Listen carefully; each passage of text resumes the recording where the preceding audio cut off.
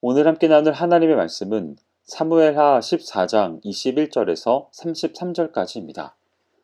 사람을 함부로 판단하는 일은 매우 위험합니다. 그 판단하는 일이 그 사람을 정죄하는 것이 될 위험성이 높기 때문이죠.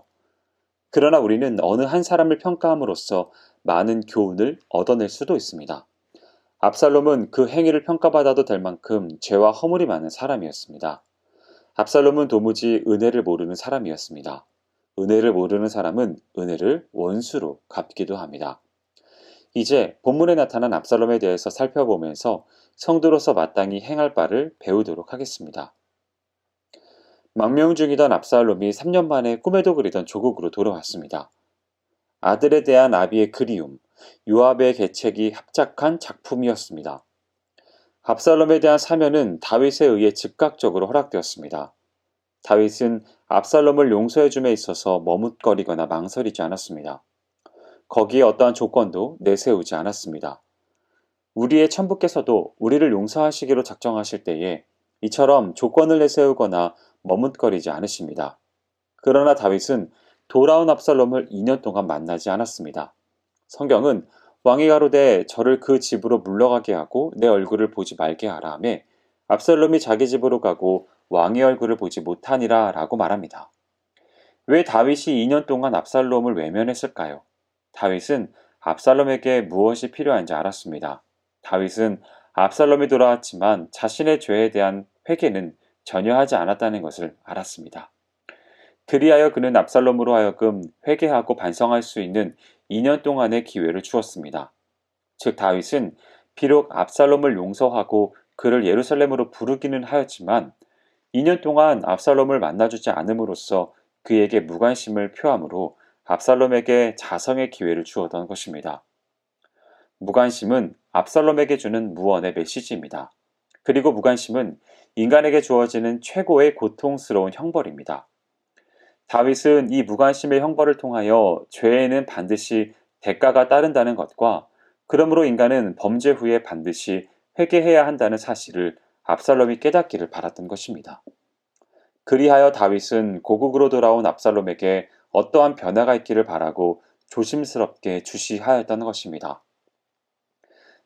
다윗은 압살롬을 그리워하는 마음 때문에 불렀지만 압살롬을 신뢰하지는 못한 것 같습니다.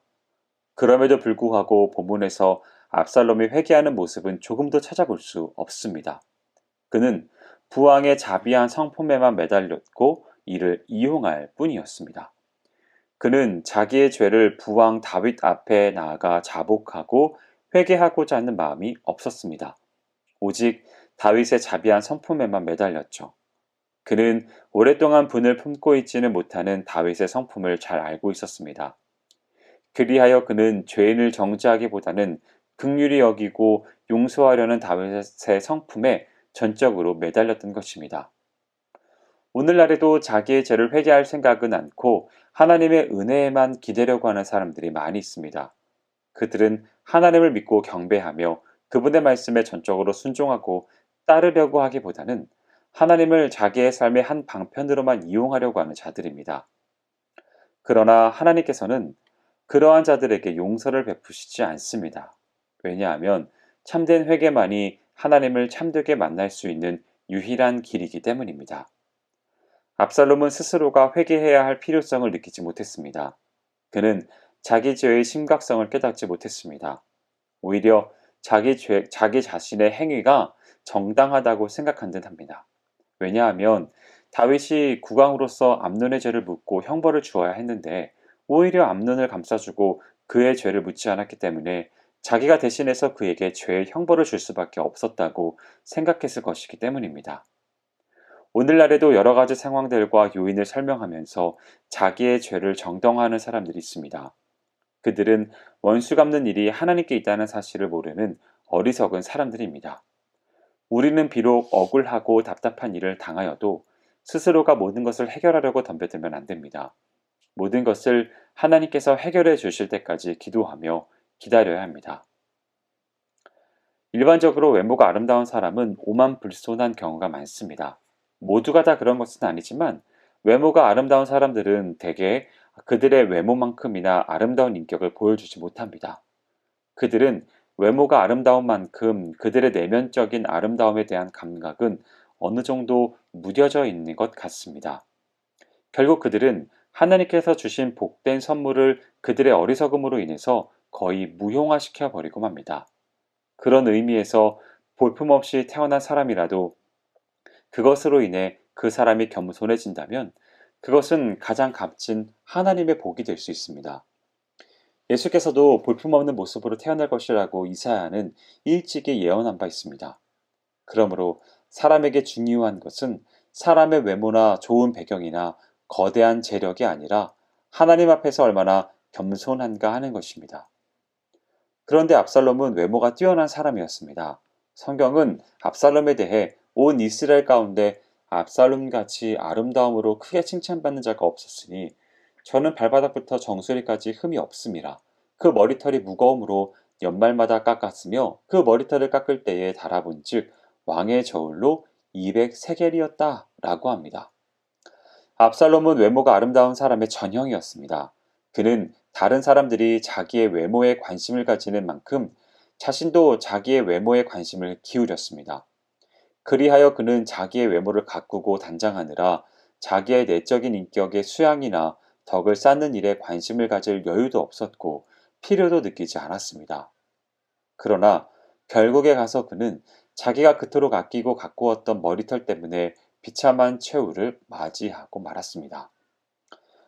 우리가 우리의 마음을 가꾸지 않고 외적인 일에만 관심을 가질 때 우리도 결국은 그것으로 인하여 비참한 최후를 맞이할 수밖에 없을 것입니다. 다윗은 압살롬을 예루살렘으로 데려오게는 했지만 그 아들의 얼굴을 대하지 않았습니다. 압살롬은 예루살렘으로 돌아온 지 2년이 되어도 왕의 얼굴을 볼 수가 없었습니다.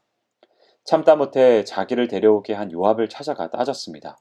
성경은 이를 압살롬이 요압에게 대답하되 내가 일찍 사람을 내게 보내어 너를 이리로 청한 것은 내가 너를 왕께 보내어 고하게 하기를 어찌하여 내가 그 술에서 돌아오게 하였나이까 이때까지 거기 있는 것이 내게 나았으리라 하려 함이로다.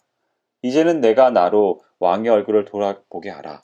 내가 만일 죄가 있으면 왕이 나를 죽이시는 것이 가하니라 라고 말합니다. 요압이 이 말을 다윗 왕에게 고했습니다. 왕은 비로소 압살롬을 데려오게 했습니다. 압살롬은 얼굴을 땅에 대고 왕께 절했습니다. 왕은 압살롬에게 입을 맞추었습니다. 다윗과 압살롬의 입맞춤은 어떤 입맞춤이었을까요? 아버지와 아들이 하나가 된 환희와 감격의 입맞춤이었을까요? 아닌 것 같습니다. 무엇보다 압살롬은 더욱 아니었습니다. 사랑하는 성도 여러분, 압살롬이 돌아왔지만 왕은 외면하였습니다. 왕이 외면하는 이유는 간단합니다. 아들을 보고 싶어 돌아오게 했으니 당연히 봐야 할 것 같습니다. 그러나 다윗은 아들의 진정한 회개를 보지 못한 것 같습니다. 좀 더 시간이 필요하다고 여긴 것 같습니다. 그래서 돌아온 후 2년 동안 아들을 보지 않습니다. 압살롬이 하나님께 돌아오기를 기다린 것입니다. 그러던 중에 요압이 중재해서 마지못해 만납니다. 이것도 신앙적인 판단이 아니라 다분히 정치적인 행위입니다. 회개한 자만이 하나님 앞에 설 수 있음을 기억하시면서 하나님 앞에 합당한 회개의 삶을 살아가고 은혜를 버린 그러한 사람처럼 살아가지 않게 되시기를 주님의 이름으로 축원드립니다. 기도하겠습니다. 사랑과 은혜가 많으신 하나님 아버지, 사람과 사람 사이의 일을 살펴볼 수 있는 기회를 허락하심에 감사를 드립니다. 내 삶 가운데서 은혜를 버린 사람처럼 살아가지 않게 하옵시고 진정한 회개와 합당한 회개의 삶을 살아갈 수 있도록 인도하여 주셔서 하나님의 뜻에 순종하며 살아갈 수 있는 복된 삶이 될 수 있도록 인도하여 주시옵소서. 행하실 주님을 기대하오며 모든 말씀 예수님의 이름으로 기도합니다. 아멘.